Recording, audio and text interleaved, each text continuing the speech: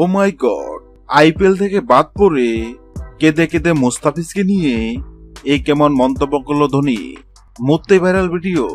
Indian premier লিগের দিনের একমাত্র ম্যাচে চেন্নাই সুপার কিংসকে 5 উইকেটে হারিয়েছে হায়দ্রাবাদ।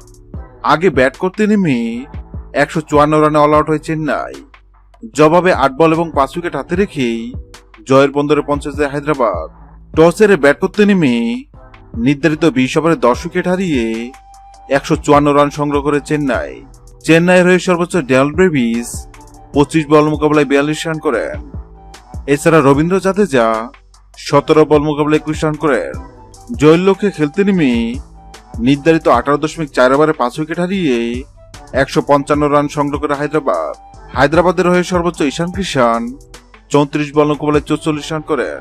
এছাড়া ট্রাভিস হেড 16 বল মোকাবেলায় 19 এবং কামিন্দো মেন্ডিস 22 বল মোকাবেলায় 32 রান করেন। চেন্নাইয়ের হয়ে 2 উইকেটে নূর আহমেদ। এই জয়ের ফলে 3 জয়ে 6 পয়েন্ট নিয়ে পয়েন্ট টেবিলের 8ম স্থানে উঠেছে হায়দ্রাবাদ। অন্যদিকে 10 ম্যাচ খেলে 2 জয়ে 4 পয়েন্ট নিয়ে একদম তলানিতে রয়েছে চেন্নাই সুপার কিংস। হায়দ্রাবাদের বিপক্ষে ম্যাচ হেরে উপস্থাপকের কঠিন প্রশ্নে ধোনি বলেন, ম্যাচ হেরে খুবই খারাপ লাগছে। আমরা আমাদের সেরাটা দেওয়ার চেষ্টা করে যাচ্ছি, কিন্তু আমরা আমাদের সেরাটা দিতে পারছি না। 2024 আইপিএল মৌসুমে আমাদের দলটা দুর্দান্ত ছিল ব্যাটিং এবং বোলিং দুই বিভাগে। বোলিং এ আমাদের মুস্তাফিজ পাতিরানা জুটি আমাদের যে কোনো দলের বিপক্ষে জয় এনে দিতে গুরুত্বপূর্ণ ভূমিকা পালন করেছে। বিশেষ করে মুস্তাফিজের জাদুকরী বোলিং এ আমরা 2024 আইপিএলে একাধিক ম্যাচ জিতেছি। গত আসরে মুস্তাফিজ 9 ম্যাচে 14 উইকেট শিকার করেছিল।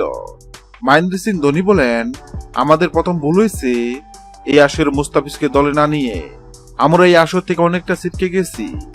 বাকি ম্যাচগুলো জিতে আমরা আসরটা শেষ করতে চাই। আমরা চেষ্টা করব আগামী আসরে মুস্তাফিজকে দলে নিতে। হ্যালো বন্ধুরা, যদি ভিডিওটি ভালো লাগে লাইক দিবেন এবং সাবস্ক্রাইব আমাদের চ্যানেলের সঙ্গে থাকবেন।